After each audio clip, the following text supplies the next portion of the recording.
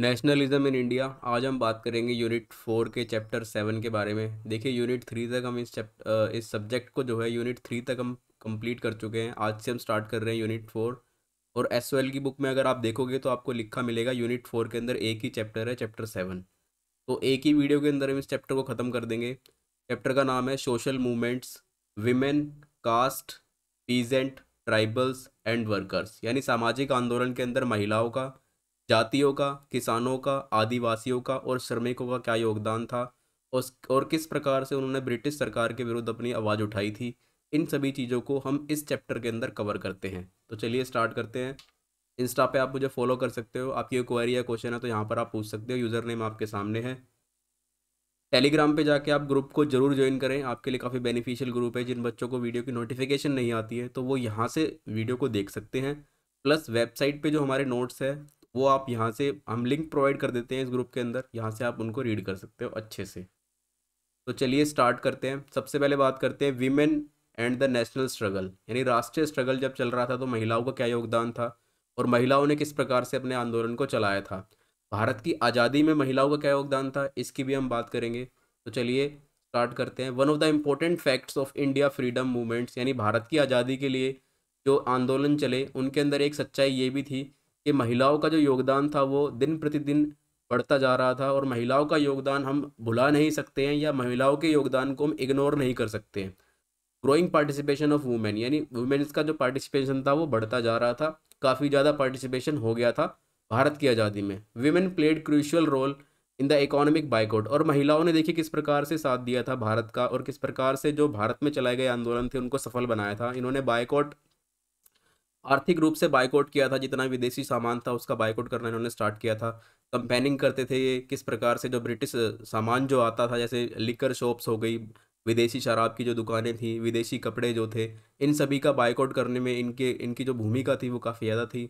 और इसके साथ साथ जब ये इसको बाइकआउट करते थे तो जो नॉन कोऑपरेशन मूवमेंट था, यानी असहयोग आंदोलन, जो गांधी जी के द्वारा चलाया गया था 1920 में, ठीक है, इसके अंदर गांधी जी ने क्या कहा था, इसके अंदर गांधी जी ने कहा था कि आप अ, अहिंसा के तरीके से अपनी बात रखिए ब्रिटिश सरकार के सामने, और ब्रिटिश सरकार के द्वारा जो भी चीज़ें भारत लाई जाती हैं, जो भी गुड्स यानी वस्तुएं जो भारत लाई जाती है उसका विरोध कीजिए। तो यहाँ पर महिलाओं ने अपना बढ़ चढ़कर हिस्सा लिया था, और बढ़ चढ़कर यहाँ पर ब्रिटिश गुड्स का जो है इन्होंने भरपूर विरोध किया था।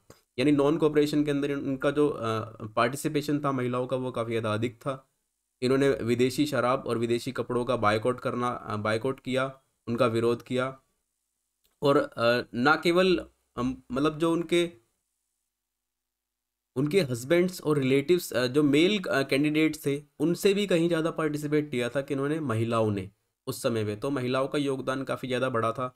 Women's attended in large number of ऑर्फेन with little children in tow, और यहाँ तक कि महिलाएं जो थी वो अपने बच्चों को टो करके होता है, अपने बच्चों को गोदी में लेकर के उन्होंने प्रोटेस्ट किए थे, आंदोलन में भाग लिया था। अपने छोटे नन्हे बच्चों को वो गोदी में ले करके वहाँ पे आंदोलनों में भाग लेती थी, विरोध करती थी विदेशी सामानों का।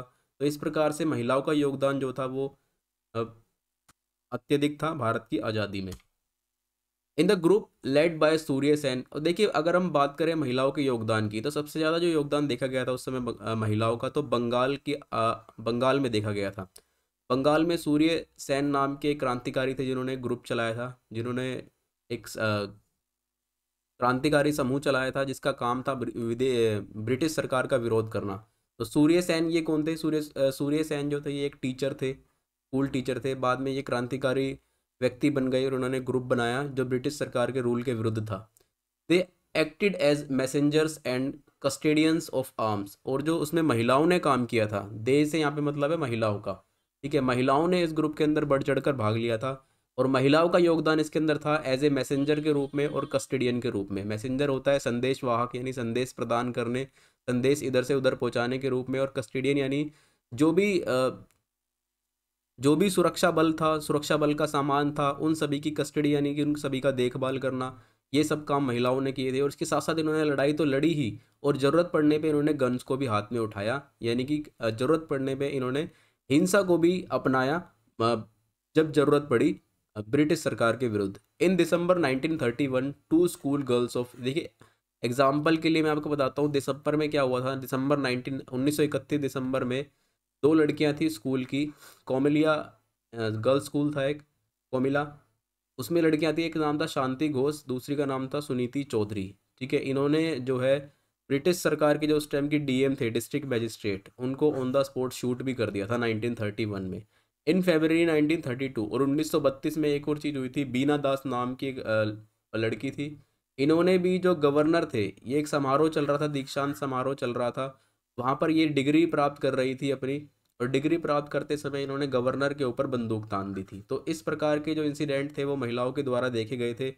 ये इंसिडेंट हमें ये बताते थे कि महिलाओं का जो योगदान था, महिलाओं ने जो भारत की आज़ादी में अपना भरपूर योगदान दिया, उसको ये सब इंसिडेंट जो है बताते हैं।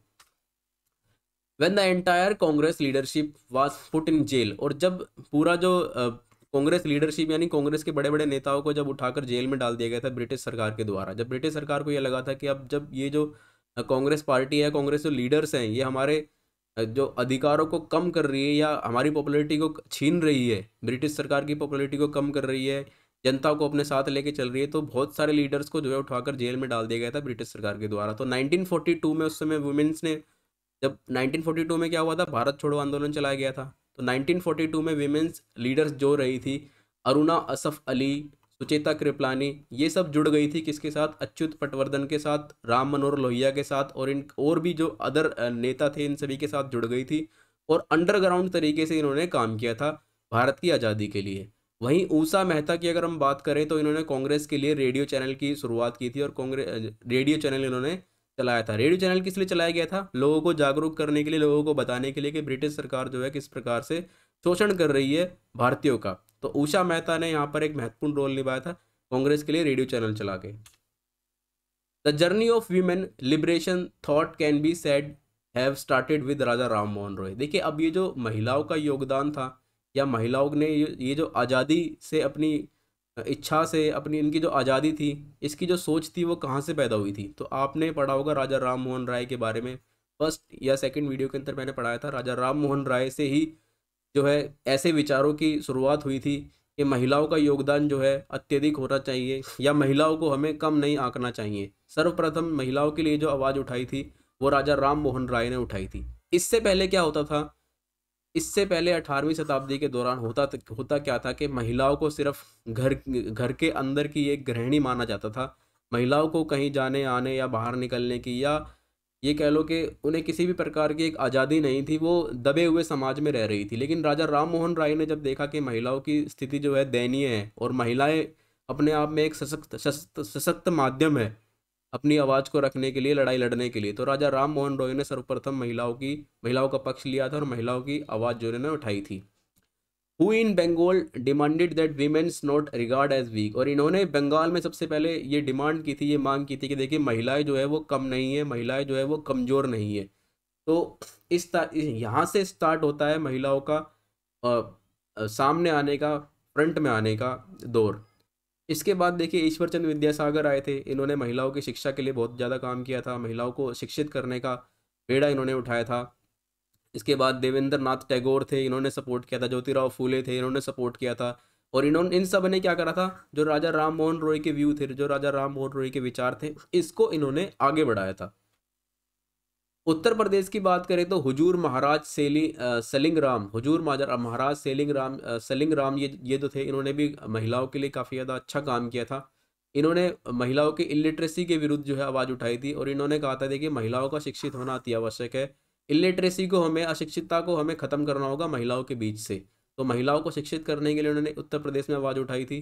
और साउथ की अगर हम बात करें तो साउथ में थे समाज सुधारक वर्सली वर्सलिंगम नाम के सोशल रिफॉर्मर थे, जिन्होंने महिलाओं के लिए आवाज़ उठाई थी, और इन्होंने कहा था देखिए, एडवांसमेंट यानी महिलाओं को आगे आना होगा, और महिलाओं के आगे आने के पक्ष में इन्होंने अपनी बात रखी थी। और विमेंस एजुकेशन को इन्होंने बढ़ावा दिया था, विमेंस एजुकेशन को इन्होंने आगे बढ़ाया था, इनका सपोर्ट किया था। उसके साथ साथ इन्होंने मैरिज रिफॉर्म्स यानी जो विडो रीमैरिज थी, इसके सपोर्ट में अपनी आवाज़ उठाई थी। इसके बाद देखिए, स्वामी दयानंद सरस्वती थे, इन्होंने आर्य समाज की जो स्थापना की थी, किस लिए की थी, इनका भी यही काम था कि जो फीमेल एजुकेशन है इसको बढ़ावा देना है, विडो रीमैरिज है, इनको ये जो सामाजिक कुरीतियाँ थी ना महिलाओं के विरुद्ध, ये महिलाओं को कमज़ोर कर रही थी। और ना केवल ये महिलाओं को कमज़ोर करती थी, ये उस समाज को भी कमज़ोर कर रही थी, जिनको ये सभी जो सोशल रिफॉर्मर थे ये अच्छे से पहचान गए थे। तो भी तभी इन्होंने जो है महिलाओं का साथ देने का फैसला किया था और महिलाओं को समाज में कदम से कदम मिलाने के लिए इन्होंने सपोर्ट किया था। क्योंकि ये सारी सामाजिक कुरीतियाँ हमारे समाज को अंदर से कमज़ोर कर रही थी।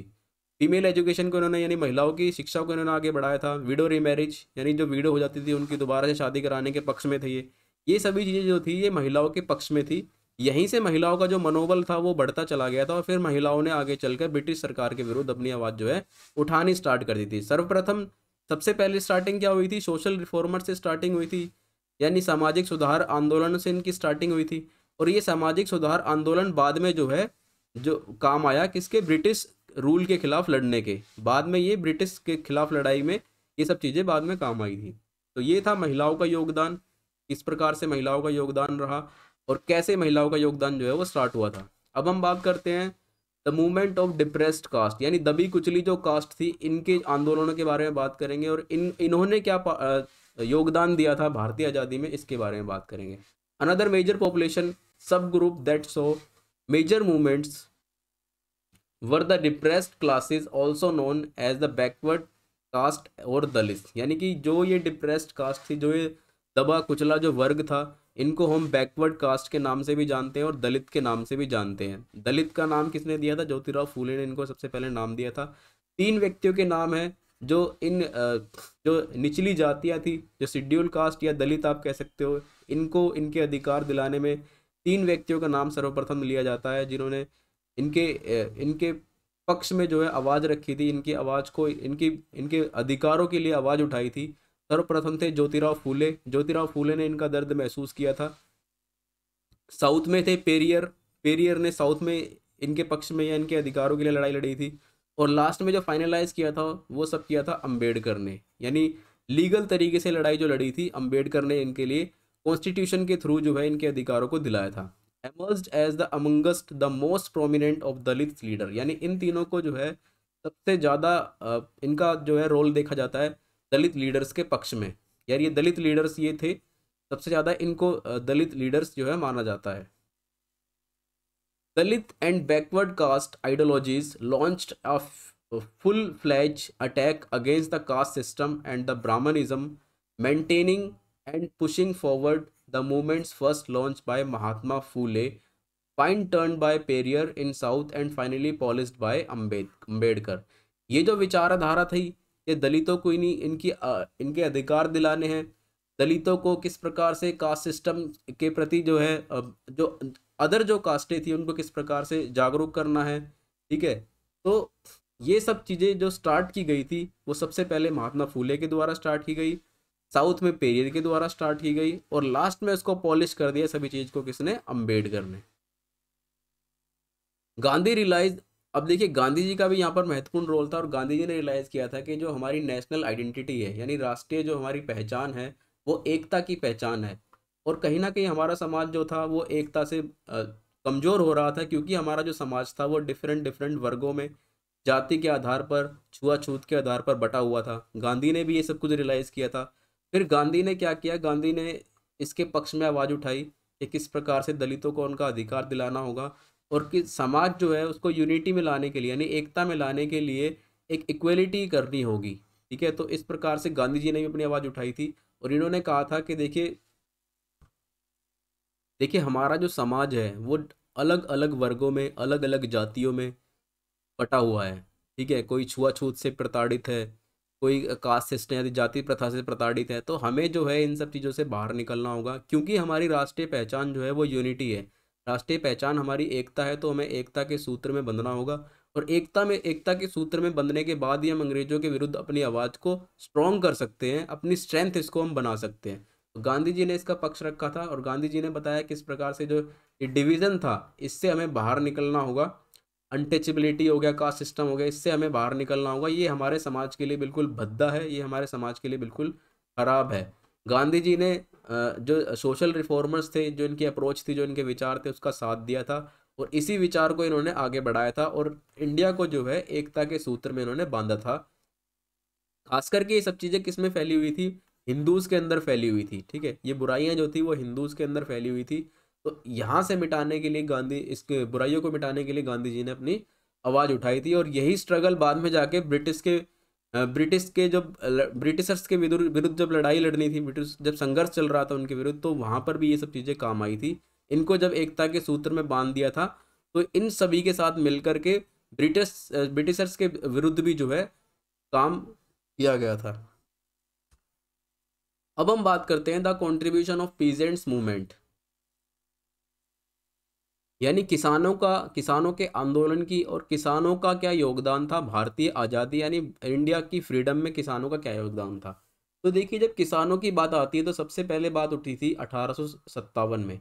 1857 की क्रांति हुई थी, तो सबसे पहले इसके अंदर एक बात उठी थी कि जो अंग्रेजों के द्वारा भूमि कर लगाए गए हैं, अंग्रेजों के द्वारा जो लैंड पर टैक्स लगाया गया है, वो इतना ज़्यादा हो चुका था कि भारतीय किसानों की अंग्रेजों ने कमर तोड़ दी थी इस टैक्स के उससे। तो सबसे पहली आवाज़ उठी थी 1857 के विद्रोह में कि भारतीय किसान जो है वो परेशान हो चुका है, उसकी उसकी कमर टूट चुकी है ऐसे रेवेन्यू टैक्सेस को देने से, जो इम्पोज किए गए हैं किसके द्वारा, ब्रिटिशर्स के द्वारा।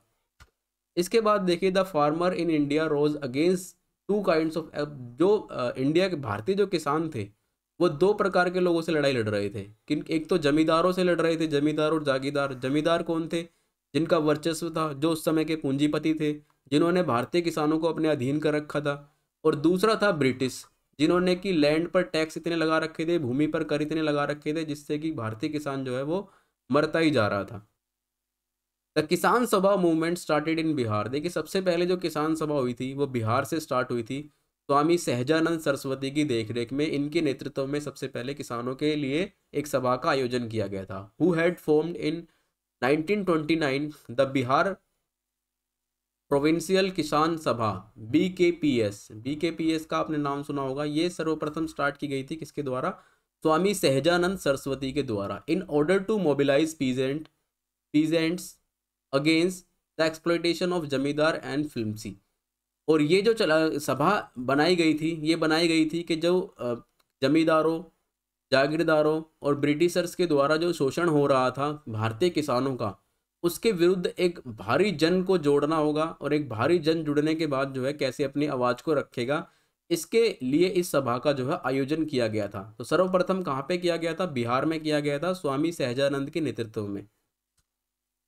Gandhi had led to very successful revolt against the taxation and allied landlords and Champaran Bihar and another in Kheda Gujarat. Gandhi ji ने भारतीय किसानों के लिए काफ़ी विद्रोह किया था, भारतीय किसानों के लिए उन्होंने लड़ाई लड़ी थी, भारतीय किसानों के लिए उन्होंने आंदोलन चलाए थे, अंग्रेजों के खिलाफ विद्रोह किया था। ना केवल अंग्रेजों के खिलाफ विद्रोह किया था, बल्कि जो उस समय के समाज के पूंजीपति थे, जो जागीरदार थे, जो जमींदार थे, जो लैंडलॉर्ड्स थे, उनके खिलाफ भी इन्होंने विरोध प्रदर्शन किए थे अंग्रेजों के किसानों के साथ मिलकर के।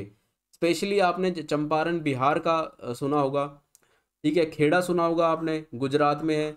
यहाँ पर गांधी जी ने इनके लिए काम किया था, किसानों के लिए। उस समय होता क्या था, जो जागीरदार जमींदार थे वो किसानों की भूमि को अधिग्रहण कर लेते थे, किसानों से काफ़ी जो उनके वर्किंग आवर्स थे वो काफ़ी ज़्यादा थे, जो उन पर टैक्स था वो बहुत ज़्यादा था, वो जितना उगाते थे उससे ज़्यादा उनको टैक्स देना पड़ जाता था। तो जो किसानों की स्थिति थी वो काफ़ी दयनीय थी। ये सब कुछ गांधी जी ने भी महसूस किया था, और गांधी जी ने भी अपनी आवाज़ जो है इसके खिलाफ उठाई थी। In 1920 the Indian National Congress under Gandhi's leadership launch the non cooperation movement and there was peasant participation. देखिए, शुरुआत में जो था, जो कांग्रेस जो बनी थी, भारतीय राष्ट्रीय कांग्रेस, ये कहीं ना कहीं पूंजीपतियों के अधीन थी। तो इन्होंने भारतीय किसानों पे जो है इतना ध्यान नहीं दिया था। लेकिन जब गांधी जी ने भारतीय किसानों के लिए पक्ष में आवाज़ अपनी रखी, भारतीय किसानों का दर्द गांधी जी ने समझा और अपनी आवाज़ उठाई, तो इंडियन नेशनल कांग्रेस ने भी बाद में जो है किसानों के लिए आवाज़ उठानी स्टार्ट कर दी थी। इससे हुआ क्या था, 1920 में जब नॉन कोऑपरेशन मूवमेंट्स को चलाया गया था, यानी असहयोग आंदोलन जब गांधी जी के द्वारा चलाया गया था, तो इसमें किसानों का योगदान भी देखा गया था। इसके बाद देखिए, द बारडोली सत्याग्रह हुआ था 1925 में। बारडोली सत्याग्रह हुआ था 1925 में, ये था गुजरात में। Almost entirely a peasant uprising, और ये सिर्फ किस लिए था, भारतीय किसानों का स्तर समाज में ऊंचा उठाने के लिए, इनके अधिकारों को दिलाने के लिए, और जो टैक्स इनके ऊपर थोपा गया है उसको ना भरने के लिए ये सब आंदोलन जो है वो चले गए थे। The peasants of Bardoli in Gujarat suffered from floods और जो किसान थे बारडोली के, वो फ्लड्स यानी बाढ़ से प्रताड़ित थे, फैमिन अकाल से प्रताड़ित किसान जो थे, इन सभी के पक्ष में जो है ये आंदोलन हुआ था। इन सभी के हक की लड़ाई लड़ने के लिए आंदोलन हुआ था। और जो बाढ़ और जो फ्लड वगैरह ये सब आते थे, अकाल वगैरह जो आते थे, इससे क्या होता था, जो क्रॉप्स प्रोड्यूस था, यानी जो किसानों की जो खेती का उत्पादन था वो बिल्कुल प्रभावित होता था। उत्पादन था वो बिल्कुल नीचे चला जाता था, जिसकी वजह से भारतीय किसान को आत्महत्या तक करनी पड़ जाती थी। क्योंकि जब उत्पादन नहीं होगा तो वो टैक्स कहाँ से भरेगा। और टैक्स गवर्नमेंट उस टाइम पे बिल्कुल अपना ऐसे रखती थी कि जैसे आपका आपके साथ कुछ भी हो रहा हो, आपको टैक्स जरूर भरना होगा। तो इसके विरुद्ध जो है गांधी जी ने आवाज उठाई थी बारडोली के किसानों के लिए। इसके बाद हम बात करते हैं द मूवमेंट्स ऑफ ट्राइबल्स, यानी कि आदिवासी जो थे, आदिवासी के क्या आंदोलन थे और आदिवासियों ने क्या योगदान दिया था भारतीय आज़ादी में। Another population of group that revolted carried on movements during the British era contributing to the national struggle were tribals. एक और ग्रुप की अगर हम बात करें तो वो थे ट्राइबल्स यानी आदिवासी, जिन्होंने ब्रिटिश युग के या ब्रिटिशों के खिलाफ जो है आवाज़ उठाई थी और भारत के आज़ादी के संघर्ष में अपना योगदान दिया था। ब्रिटिश रूल एंड ट्राइबल्स जो थे, आदिवासी जो थे, वो अंग्रेजों के खिलाफ क्यों थे, ब्रिटिशर्स के खिलाफ क्यों थे। देखिए ब्रिटिशर्स की पॉलिसी थी कि कमर्शलाइजेशन को सबसे ज़्यादा बढ़ावा देना, पूंजीपतियों का साथ देना, ठीक है, जो लैंड ग्रैबर्स थे यानी भूमि को अधिग्रहण करने वाले जो लोग थे उनका साथ देना, मनी लेंडर्स वालों का साथ देना, ट्रेडर्स का यानी व्यापार जो व्यापारी हैं बड़े बड़े उनका साथ देना, कॉन्ट्रैक्टर्स का यानी ठेकेदारों का ठेकेदारी प्रथा को आगे बढ़ाना, इनका साथ देना। तो इस प्रकार से जो ब्रिटिश गवर्नमेंट करती जा रही थी वो ट्राइबल्स को बिल्कुल पसंद नहीं था। ट्राइबल्स उससे हेट करते थे और इनके अधिकारों को भी छीना जा रहा था। ज़्यादातर ट्राइबल्स जो थे वो कहाँ रहते थे, जंगलों में रहते थे। जंगलों की भूमि को अधिग्रहित किया जा रहा था ब्रिटिशर्स के द्वारा, अत्यधिक पेड़ों की कटाई की जा रही थी, उनके जो अधिकार थे उन्हें छीना जा रहा था उनसे। तो इन सभी से क्या था, इन सभी से परेशान हो गए थे ट्राइबल्स भी। तो ट्राइबल्स ने फिर अपना जो है पक्ष रखना स्टार्ट कर दिया था।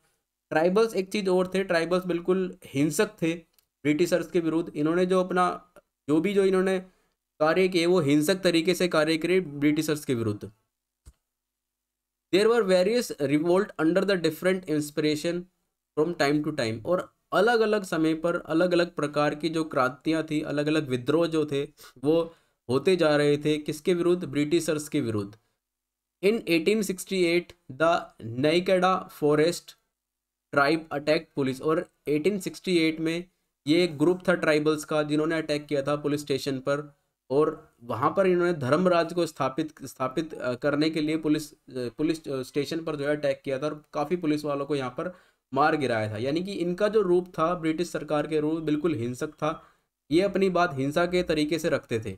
इन 1882 the Kachcha Nagas of Cachar attack the whites. और 1882 में गोरों के ऊपर भी एक जो प्रजाति थी ट्राइबल्स की, कच्चा नागा, इन्होंने अटैक कर दिया था।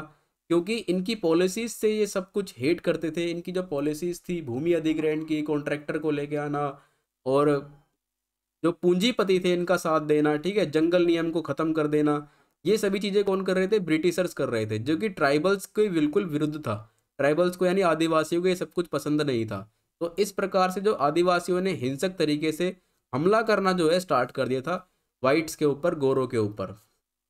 बाद में जाकर इन्होंने साथ दिया था, भारतीय आज़ादी के अंदर भी इन्होंने साथ दिया था। ये भी महसूस कर रहे थे कि किस प्रकार से भारत का शोषण किया जा रहा है अंग्रेजों के विरुद्ध। इसके बाद हम बात करते हैं वर्कर्स एंड लेबर्स मूवमेंट की, यानी श्रमिकों की। श्रमिकों के साथ क्या हो रहा था, किस प्रकार से श्रमिकों का यानी मजदूरों का जो शोषण किया जा रहा था ब्रिटिश सरकार के विरुद्ध, और इन्होंने किस प्रकार से अपनी आवाज़ उठाई थी, उसकी बात करते हैं। The low wages and imaginable living condition of the workers enabled the capitalist, whether the British or foreign, to pile up huge profit। देखिए होता क्या था, जितने भी श्रमिक थे, जितने भी मजदूर जो थे, जब भारतीय कृषि का स्तर जो है अंग्रेजों के द्वारा गिरा दिया गया, तो उन्होंने क्या करा, उन्होंने वहां से निकलना स्टार्ट कर दिया। और वहां से निकलने के बाद उन्होंने मिल्स में, कारखानों में, अंग्रेजों के कारखाने जो थे यहाँ पर, पूंजीपतियों के कारखाने थे यहाँ पर जो है अपना काम करना स्टार्ट कर दिया लेबर के रूप में, ठीक है, मजदूर वर्ग के रूप में। तो जो पूंजीपति थे और जो ब्रिटिशर्स थे वो क्या करते थे, इनका शोषण करते थे। कैसे? जितना इनसे काम कराया जाता था उसकी मजदूरी प्रॉपर इनको नहीं देते थे, ठीक है, काम करने के घंटे बहुत ज़्यादा थे, इनको रेस्ट नहीं मिलता था, चिकित्सा के लिए इनके लिए कोई फैसिलिटीज़ नहीं थी, तो इनका एक्सप्लॉइटेशन बहुत ज़्यादा किया जा रहा था। यानी कि इनसे 12-12, 15-15 घंटे काम करा के वेतन इनको इतना कम दिया जाता था कि ये अपना मुश्किल से गुजारा भत्ता चला पाते थे, जिससे कि फ़ायदा किसको हो रहा था? पूंजीपतियों को फ़ायदा हो रहा था, ब्रिटिशर्स को फ़ायदा हो रहा था। पर जितने भी जो लेबर और वर्कर जो वर्ग था, इनके अंदर गुस्सा, रोष जो है वो बढ़ता जा रहा था। Britishers and the capitalist exploit all the workers and labours, और इन्होंने जो है, जो ब्रिटिशर्स थे और पूंजीपति थे, इनने एक ये कह सकते हो कि काफ़ी हद तक वर्कर्स का और लेबर्स का शोषण किया था। It was inevitable that people living in such conditions would rise and revolt. और उसके बाद क्या हुआ देखिए, जो ये जो कंडीशंस थी, जिस कंडीशंस के अंदर ये रह रहे थे, इस कंडीशन से एक टाइम ऐसा आया कि वो ऊपर उठे और उन्होंने अपना विद्रोह छेड़ दिया अंग्रेजों के विरुद्ध और पूंजीपतियों के विरुद्ध, और ये जग चुके थे एक समय आने के बाद। Socialism and trade unions have brought the power of combination and the first vision of a girl which can their misery. Girl नहीं आएगा, ये गलत लिखा हुआ है। सोशलिज्म और ट्रेड यूनियन यानी समाजवाद, और जितने भी ट्रेड यूनियन थे, जो यूनियन बनी भारतीय मजदूरों के पक्ष में, भारतीय लेबर के जो पक्ष में यूनियनें बनी, संघ जो बने, वो ट्रेड यूनियन थी वो, और समाजवाद। समाजवाद का क्या कहना था? जो सोशलिज्म अप्रोच जो आई थी इंडिया में, इसका क्या कहना था कि सभी के लिए इक्वल अपॉर्चुनिटी होनी चाहिए, सभी को समान वेतन मिलना चाहिए, समाज में जो गरीब तबका है उसके अधिकार उसको मिलने चाहिए, जो मजदूर वर्ग है उसके अधिकार उसे मिलने चाहिए, और प्लस में ट्रेड यूनियन। इन दोनों ने मिलकर भारतीय किसानों, भारतीय वर्कर्स और लेबर्स के लिए काम किया था। और टाइम टू टाइम ये अपने मूवमेंट्स या टाइम टू टाइम ये अपनी मीटिंग्स वगैरह जो है करते रहते थे कि किस प्रकार से इनके जो अधिकार हैं वो पूंजीपतियों से दिलाए जाए, किस प्रकार से ब्रिटिशर्स के विरुद्ध लड़ाई लड़ी जाए, किस प्रकार से इनको इनका अधिकार दिलाया जाए। तो टाइम टू टाइम सोशलिज्म और ट्रेड यूनियन ने इनके पक्ष में जो है काम किया था। After that many movements and meeting held in the favour of workers and labours and they demanded. अब हुआ क्या, बहुत बार इसके बाद जो है मीटिंग्स हुई, ठीक है, आंदोलन हुए, इसके ट्रेड यूनियन और सोशलिज्म ने साथ मिलकर अपने साथ जोड़ लिया था। जितने भी वर्कर्स थे भारतीय, जितने भी लेबर्स थे भारतीय, इन सबको अपने साथ जोड़ने के बाद मूवमेंट्स किए, और इनकी जो प्रतिनिधि जो थे उनके साथ मिलकर मीटिंग्स करते थे ये। और इन्होंने बाद में चलकर डिमांड की थी, किससे? ब्रिटिशर्स थे, पूंजीपतियों से, कि देखिए बहुत हुआ, अब आपको जो है एक तो लिमिटेशन ऑफ आवर्स वर्क करना होगा, यानी कि जो जितने एक डिसाइड करना होगा कि आप सिर्फ 8 घंटे या 6 घंटे मजदूरों से काम कराएंगे, वीकली उनको एक रेस्ट देंगे, ठीक है, सप्ताह में एक उनको आराम करने के लिए दिन दिया जाएगा, टाइम से उनकी रिसेस होगी, यानी कि उनका लंच टाइम बनाया जाएगा। डे के दौरान जब पूरे दिन मजदूर काम कर रहा है तो उसे 1 घंटा कम से कम लंच या आराम करने के लिए दिया जाएगा। और उसके साथ साथ कंपनसेशन दिया जाएगा इंजरीज, यानी जब उसे कोई इंजरी हो जाती है या उसके कोई चोट लग जाती है, कोई घाव हो जाता है, तो उस समय उसे कंपनसेशन दिया जाएगा, उसका जो वेतन है वो नहीं काटा जाएगा, ठीक है, इस प्रकार से उसे कंपनसेशन दिया जाएगा। तो ऐसी आवाज़ें जो थी वो उठाई जा रही थी, इसके द्वारा सोशलिज्म यानी समाजवादी लोगों के द्वारा, समाजवादी लीडर्स के द्वारा, और ट्रेड यूनियन के द्वारा, भारतीय किसानों के, भारतीय वर्कर्स के, और जो मजदूर वर्ग था इनके पक्ष में। तो आगे चलकर हुआ क्या, आगे चलकर इन्हीं मजदूर वर्ग ने, इन्हीं लेबर वर्ग ने क्या करा था, भारतीय आज़ादी में अपना योगदान, इन्होंने भारतीय आज़ादी की जो स्ट्रगल था उसमें अपना योगदान देना स्टार्ट कर दिया था, क्योंकि ट्रेड यूनियन और समाजवाद ने भरपूर इनका साथ दिया था। तो ये भी समझ गए थे कि ब्रिटिशर्स को अब यहाँ से हटाना होगा, अंग्रेजों को यहाँ से निकालना होगा। तो बाद में आगे चलकर इन्होंने अपना साथ दिया था भारतीय आज़ादी के लिए। तो यहाँ पर हमारी जो वीडियो जो है ख़त्म हो जाती है, यहाँ पर हमारा चैप्टर 7 जो है वो कंप्लीट हो जाता है। जो मेन चीज़ें थी मैंने आपको इस चैप्टर के अंदर पढ़ा दी, और यूनिट 4 के अंदर हमारा एक ही चैप्टर था। इसके बाद हमारी यूनिट 5 चलेगी, यूनिट 5 की स्टडी करेंगे, 2 चैप्टर उसके अंदर है, 2 वीडियो में कवर करेंगे उसको भी। तब तक के लिए वीडियो को लाइक कीजिए, चैनल को सब्सक्राइब कीजिए, धन्यवाद।